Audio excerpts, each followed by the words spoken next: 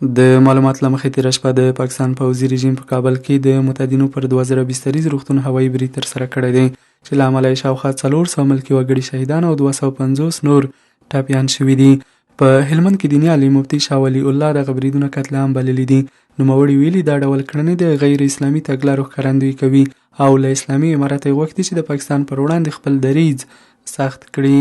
ځکه د افغانانو کې نظامی دي که غیر نظامی دي د دوی دپاره وژل مطلق حرام دي. دوی خو ځان ته مسلمان وایي، نو مسلمان خو هغه دی چې خلک یې د لاس او د جیب د ضرر څخه په امن وي. نو موږ په دا 50 کاله باندې د لاس سم نه په امن شوي، د جیب د ضرر سم نه په امن شوي. نو دا دوی کارو ته چې موږ ګور داسې لکه تش په نامه چې دی مسلمان او دغه رقم عمل کول دا لکه قتل عام، دا دغه خلکو پاک قتل عام دی. دا سوچ ناروا دي. دا زموږ په کتابو زموږ د نبی کریم علیه السلام په حدیثو په هر خوا ثابت دي. دا شان بلور په هلمند کې لیکوال او شاعر نظر محمد یزای وایي د دې بریدونو موخه د افغانستان بې ثباته کول دي. د هغه په وینا افغانستان د پرمختګ پر لور روان دی او د حالت د پاکستان لپاره د اندېښنې وړ ګرځېدلی دی.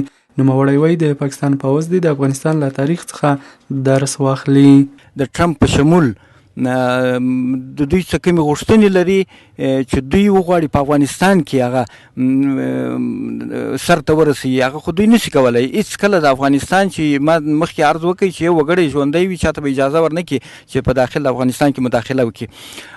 دوی خو هغه کړنې چې د دوی بادارانو ځینې غوښتلې هغه دوی سر ته نه ورسولې. نو دوی اوس په دې کارو مخسپینۍ کوي خپل بادارانو ته چې دا موږ حملې کوي په ملکي افغانان شهیدان کوي، خو دوی هیڅ کله خپل دا شومو هدفو ته نشي رسېدی. همدارنګه د هلمند یو اوسیدونکی محمد اخلاص وایي چې پاکستان تل د افغانستان پر وړاندې د دښمن په توګه پاتې شوی دی او ولسي خلکو ته یې ګڼ ځاني او مالي زیانونه اړولي دي.